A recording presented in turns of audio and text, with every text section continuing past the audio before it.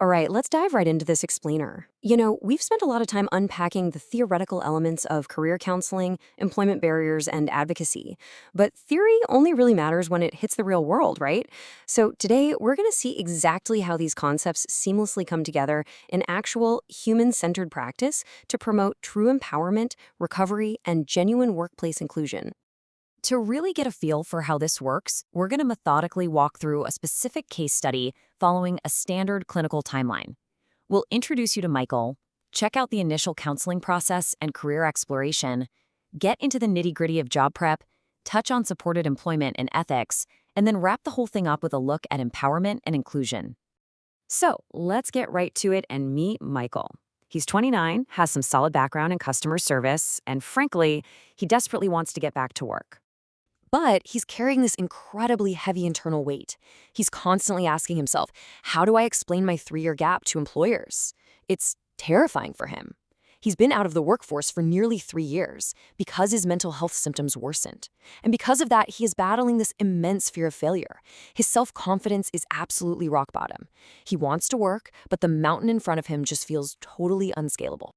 And before we can even think about making progress, we have to get real about his baseline, the clinical and logistical barriers he faces every single day.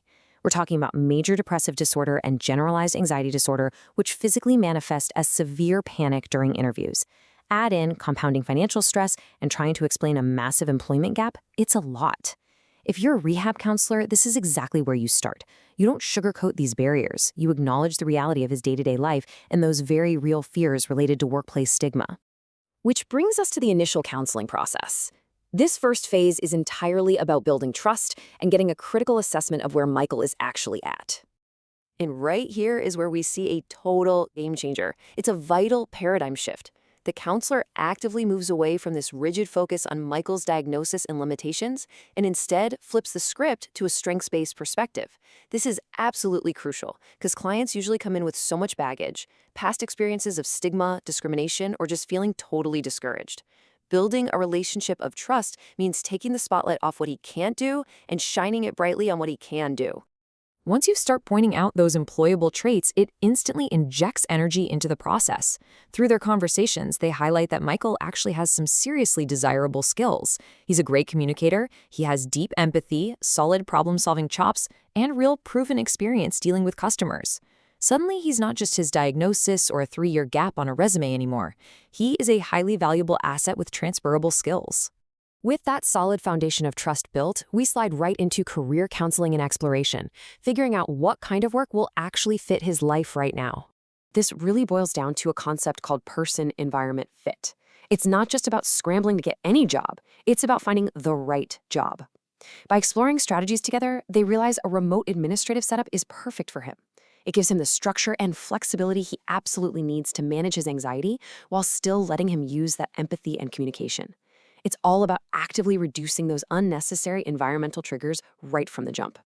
And think about how this approach builds a super manageable roadmap. When you've experienced long-term unemployment, your self-confidence is incredibly fragile. A big long-term goal like obtain stable employment is just overwhelming. But updating a resume, improving a morning routine, practicing a single interview question, those are bite-sized. They're totally doable.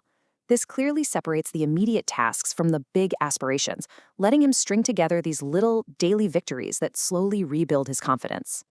All right, goals are set. Now we hit the highly practical phase of job development and preparation. And this isn't just handing him a printout and wishing him luck.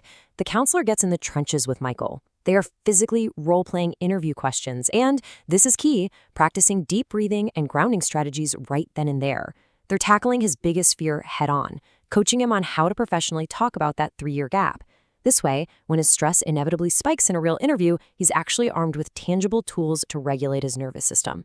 They also sit down and carefully review the Americans with Disabilities Act to outline reasonable, individualized accommodations. We're talking flexible scheduling, written instructions, maybe a modified break schedule. And here's the empowering part. Michael learns that he has rights. These aren't special favors. They are reasonable, legal accommodations. Plus, the counselor makes it crystal clear that unless he needs a specific accommodation or there's a safety issue, his mental health condition is private medical information. Disclosing it is 100% his choice. Now, as Michael actually starts sending out those applications, his anxiety naturally flares up. That leads us right into the collaborative application of clinical support and ethics. Here's the really fascinating part about the supported employment model. A client does not need to be perfectly cured to start working. Historically, the idea was that you had to be totally symptom-free first. Not anymore. Recovery and employment can literally happen at the exact same time. The counselor helps him begin a gradual vocational exploration while directly collaborating with his mental health providers. It's a completely integrated, ongoing web of support. Because let's be real, returning to work is tough, and setbacks are a totally normal part of the process. They are not a sign of failure. When Michael gets stressed out, the counselor leverages it as a teaching moment. They practice adjusting to the workplace and fine-tuning those coping strategies we talked about, which is what builds incredible long-term resilience and protects his confidence. While all this is happening, the counselor is also pulling double duty as a systemic advocate. They're making sure Michael's autonomy and cultural background are totally respected, completely avoiding any assumptions based just on his diagnosis. Because true advocacy means stepping out of the clinic to educate employers and actively working to dismantle that broader systemic stigma and the economic barriers that folks like Michael face every single day. So let's bring it all together and look at the real-world outcome and why this highly structured work matters so deeply. Tracking Michael's journey out of the abyss of unemployment shows us the profound human impact of this practice. Through this process, we see the real-world results. Michael didn't just get a job. He secured a part-time remote customer support role that actually honors his need for flexibility. Sure, he still manages his anxiety and depression. Those didn't magically vanish, but he now has renewed purpose, real financial stability, and a massive boost to his independence. Ultimately, this isn't just about finding a job, it is about restoring human dignity and community participation. This outcome perfectly captures the core message we're looking at today. Employment is such a massive piece of our identity development and long-term wellness. When we successfully utilize client-centered care and proper accommodations, we aren't just filling a vacancy, we're literally changing the trajectory of a human life and building a more inclusive society. Knowing how absolutely transformative these accommodations and supports can be, I want to leave you with this thought. Systemic barriers don't just dismantle themselves. Whether you're a counselor, an employer, or just a member of your community, you have the power to challenge stigma. So how will you advocate for inclusive employment in your own community? Think about it. Thanks for joining me on this explainer, and keep learning.